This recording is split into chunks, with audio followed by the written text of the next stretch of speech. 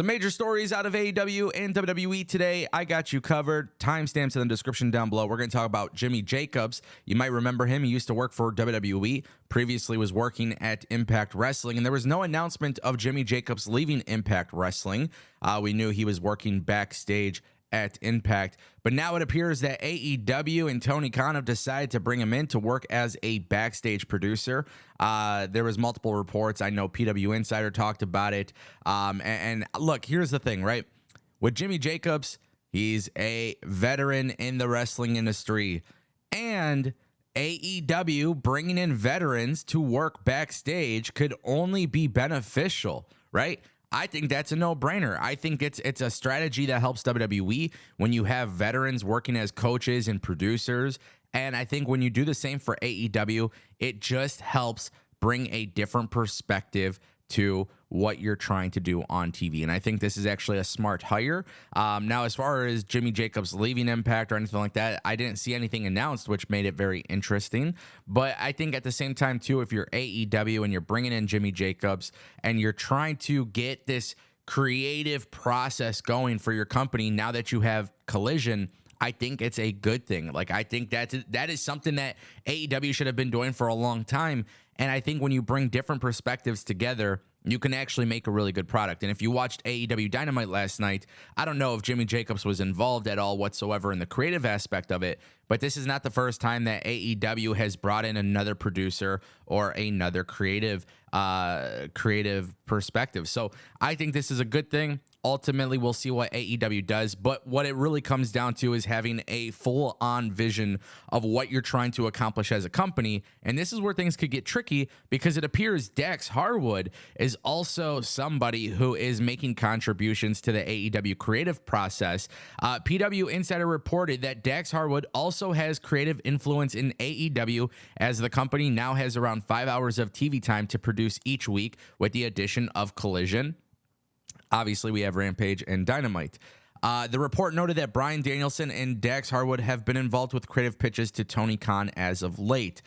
It should also be noted, and I love this part of the article, it should also be noted that top AEW stars have a say in their creative, but in the cases of Danielson and Harwood, they've been pitching ideas for creative that doesn't involve themselves, which is great. Again, because it goes back to what I was saying about Jimmy Jacobs, right? Having talent involved is a good thing. However, this is the difference, because I know some people might try to twist my words here. Dax Harwood and Bryan Danielson are contributing to creative that doesn't involve themselves. Okay? Let that marinate, because I do not like the idea of wrestlers having their own creative control for their own creative characters unless their character is a very, very special character. And I think the only example I can give you, which may not even be a good example, but Bray Wyatt, for example, it was reported that Bray Wyatt doesn't have creative control, but he has creative influence, right? The ability to write his scripts and things like that. Obviously, you have to get approval. Obviously, there's a chain. But Bray Wyatt kind of is like an anomaly right now in pro wrestling. I don't want to see WWE or AEW sign somebody and be like, all right, yeah, you got creative control, because I think that is detrimental. We've seen how that's hurt companies in the past. But I think if you're AEW and you're letting Dax Harwood contribute creative ideas, if you're letting Bryan Danielson do it, I mean, these guys are veterans in the game. They were successful in the game, still are. And I think that could be beneficial, right?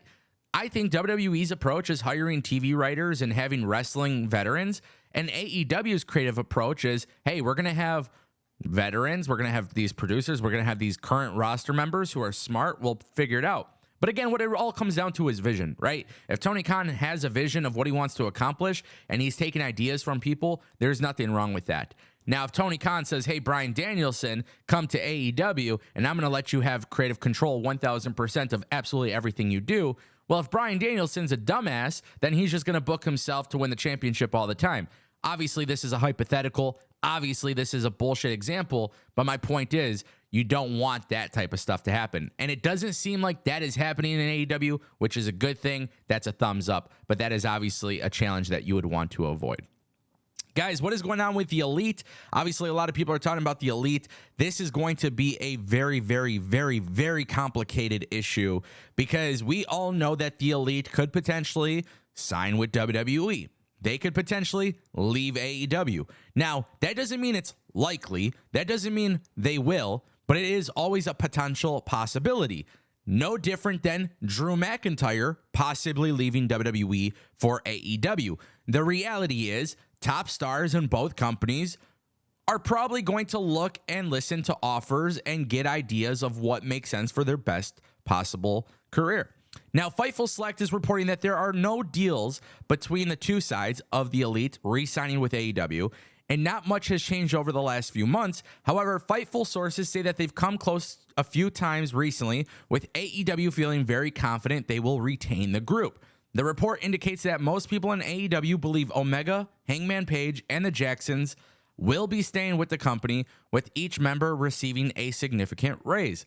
The confidence is apparently reflected by the thought process in WWE's camp as well. While admitting that they would have interest in the Elite if they became available, WWE are also reportedly under the belief that Page, Omega, and the Bucks will ultimately re-sign with AEW, and representatives of Vince McMahon's promotion are nowhere near legally allowed to talk to any of them. So, the point is, they have not re-signed with AEW, and WWE could have interest in them. However, AEW and the Young Bucks are still under agreement together. They are not free agents. They are not free to speak with any other promotion. The reason why this is a big deal is because I think, and I've said this before several times, but if you're in WWE or you are in AEW or if you are in Impact Wrestling or MLW, it doesn't matter what company you're in. But I think if you are in a wrestling company today with the overall healthy wrestling industry that we have, if you are set to become a free agent, I think you should at least listen to the offers, right? I think you should have an idea of what is on the table.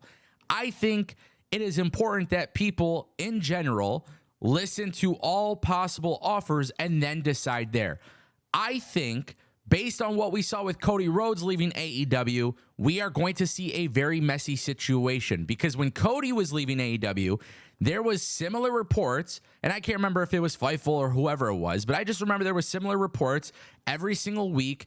Oh, they're close to a deal. Then apparently they're far away from a deal. Apparently this is happening, and then something else. It was he say, she say, this and that. Nothing really aligned. And I feel like with the Elite and the Young Bucks and just everybody in general, I feel like the best thing they can do is go where they feel happy, right? And if they're happy with AEW and they don't even want to see what WWE is doing, that is completely fine. They have the right to do that. But you never know. Maybe WWE could make a massive offer. And just keep in mind, WWE bringing in the Elite would be a massive deal, especially because they are the heart and soul of AEW. But I also think it's fair to say that more than likely, staying in AEW could make a lot of sense. With that being said, what is WWE doing? Yeah, it appears they could be bringing in Carlito. Very interesting news.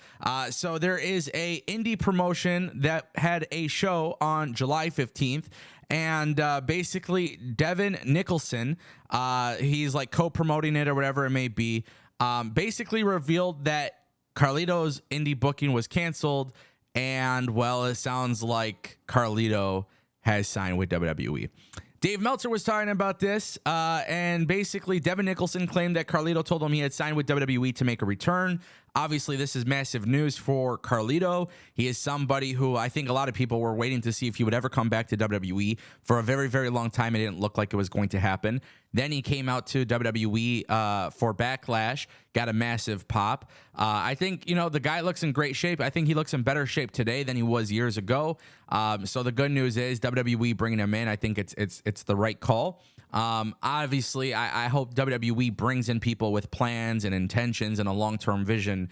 If you're just bringing in people without the sake of actually having a plan or a vision, I think that could be really detrimental. But Carlito's a hell of a talent. I'm very curious to see what they do, but it sounds like he is coming back to the WWE.